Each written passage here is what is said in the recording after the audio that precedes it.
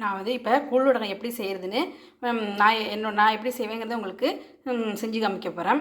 1.5 படி அரிசி இட்லி அரிசி வந்து ஊற வச்சுருக்கேன். 3 மணி நேரம் ஊறிடுச்சு. அதுக்கு 15 காஞ்ச மிளகாய் எடுத்து வச்சுருக்கேன். அதை வந்து நான் வந்து மிக்ஸி அரைச்சி அப்புறமா இந்த அரிசியோடு சேர்த்து அரைக்க போகிறேன். ஏன்னா கிரைண்டரில் போட்டால் அது அரைப்படாது. அதனால் மிக்சியில் வந்து சின்ன சின்னதாக கட் பண்ணி தண்ணி ஊற்றி அரைச்சி அதை இதோடு சேர்த்து அரைச்சி நல்லா மையாக அரைச்சி காமிக்கிறேன் எப்படி அரைக்கிறதுன்னு. அரைச்சி சின்ன சின்ன பீஸாக கட் பண்ணி தண்ணி ஊற்றி வச்சுருக்கேன். இதை அரைச்சிட்டு காமிக்கிறேன். இந்தமாரி நல்லா மையாக அரைச்சிக்கணும். நம்ம திரும்பவும் அரிசியோடு சேர்த்து அரைக்க போகிறோம். அதோட சேர்ந்து நல்லா அரைப்பட்டு போயிடும். இந்த அளவுக்கு அரைச்சி வச்சுப்போம். இந்த அரிசி ஓடுதில் இதில் இந்த பச்சை மிளகாவை அரைச்சி வச்சோம்னா அந்த விழுதையும் சேர்த்து இதோட சேர்த்து அரைக்கணும்.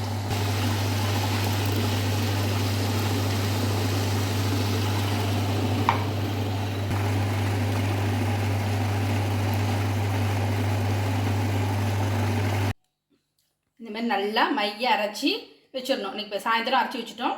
இப்போ நாளைக்கு காலம்பரை எப்படி நான் கூழ் காய்ச்சறதுன்னு உங்களுக்கு காமிக்கிறேன். நேற்று அரைச்சி வச்ச மாவு எப்படி இருக்குது பாருங்கள்.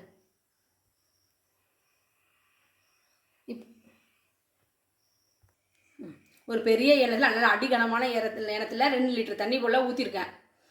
இதை நல்லா கொதி வரணும். இதில் பெருங்காயம், கட்டி பெருங்காயம், கல் உப்பு, ரொம்பவும் உப்பு போட்டக்கூடாது, கரிச்சு போயிடும். கரெக்டாக போட்டுருவோம் உப்பு. நான் என் கையால் ஒரு கைப்பிடி உப்பு போட்டிருக்கேன். இது நல்லா கரையணும். இந்த மாவில் ஜீரகம், இவ்வளோ ஜீரகம், ஒரு 4-5 டீஸ்பூன் ஜீரகம் அதை போட்டு நல்லா இதுவாக கரைக்கணும். ரொம்ப கெட்டியாக இருக்கும். தண்ணி ஊற்றி கரைச்சிக்கலாம்.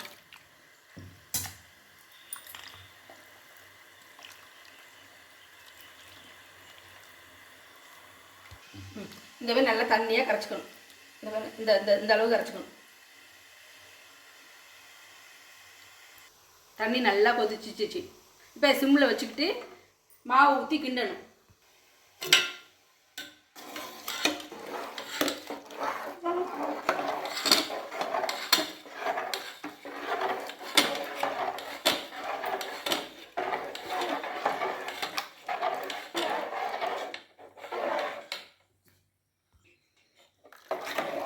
ஊற்றும் போது கிண்டிக்கிட்டே இருக்கணும். நல்லா கட்டி பிடிச்சி போயிடும்.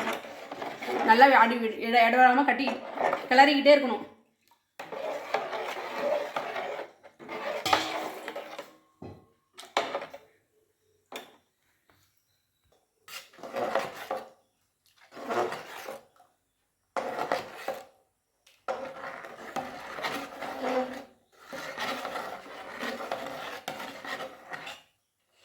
அடி பிடிக்கும். நல்லா அடி வரைக்கும் வரண்டி நல்லா கிளறணும்.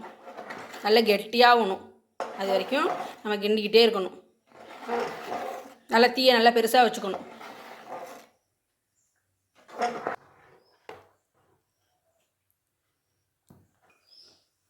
பாருங்கள், நல்லா கெட்டியாகிட்டு வருது. இன்னும் நல்லா கெட்டியாகணும்.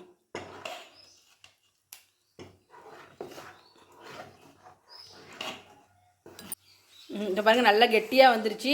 இந்த அளவுக்கு கெட்டியானதும் சிம்மில் வச்சு ஒரு மூடி போட்டு ஒரு 5 நிமிஷம் வச்சுட்டு இதை கையில் தொட்டு பார்த்தோம்னா தண்ணி தொட்டுக்கிட்டு ஒட்டாமல் வரணும். அப்போ தான் நல்லா வெந்துட்டுன்னு அர்த்தம். இப்போ நல்லா கெட்டியாகிடுச்சு.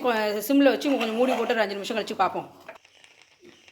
இது நல்லா பலன்னு வந்துருச்சு. இப்போ தண்ணியை தொட்டு இப்படி தொட்டு பார்த்தோம்னா ஒட்டாமல் வரணும். இப்படி தண்ணியை தொட்டுட்டு இப்படி தொட்டோம்னா மாவு கையில் ஒட்டவே கூடாது. நல்லா வெந்துருச்சு. இப்போ ஆஃப் பண்ணிவிட்டு அப்படியே கொஞ்சம் நேரம் மூடி வச்சுருவோம். அது புளிங்கி வெந்துடும். அப்புறம் ஒரு 10-15 நிமிஷம் கொஞ்சம் ஆறுனதும் நம்ம புளிய ஆரம்பிச்சிடுவோம். கிண்டி 1/4 மணி நேரம் ஆயிடுச்சு. இங்கே பாருங்க, நல்லா ஆடப்பட்ட வந்து நல்லா இருக்குது. நல்லா அப்படி கிண்டி விட்டுக்கணும். இப்படி நல்லா பலன்னு வந்துருக்கு பாருங்கள்.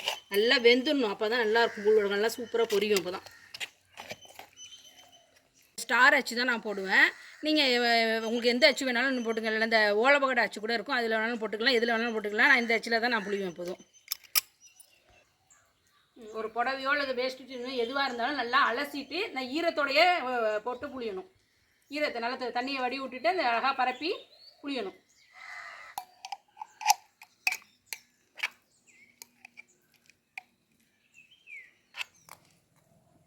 இந்த மாதிரி அழகாக நீட்டமாக புளியணும். அப்படியே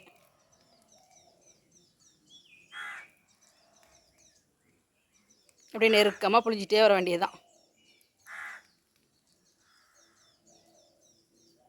இந்தமாரி அழகாக நெருக்க புளிஞ்சு போட்டுற வேண்டியதுதான். நம்ம சாயந்தரமாக பார்ப்போம்.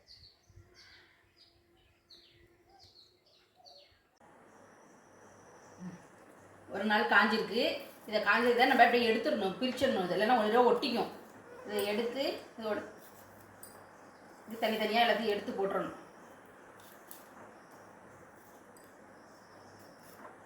இந்த மாதிரி எல்லாத்தையும் ஒட்ட எடுத்துடணும். இன்றைக்கி எடுத்தால் தான் எடுக்க வரும், இல்லைன்னா எடுக்க வராது. இன்றைக்கே எடுத்து எல்லாத்தையும் அப்போ தான் காயும் 2 பக்கமும்.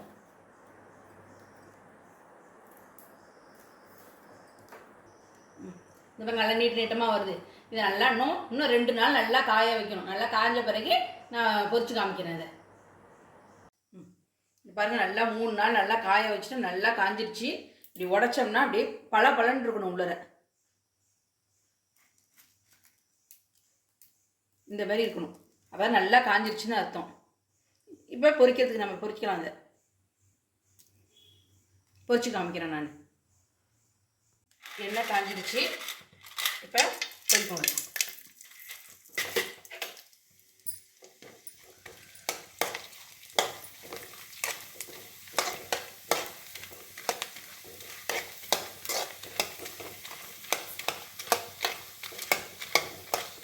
எப்படி பொரியுது பாருங்க, நல்லா பெருசு பெருசா.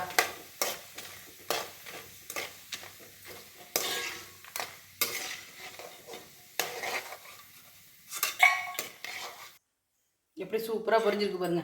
நல்லா பொறுன்னு இருக்கு.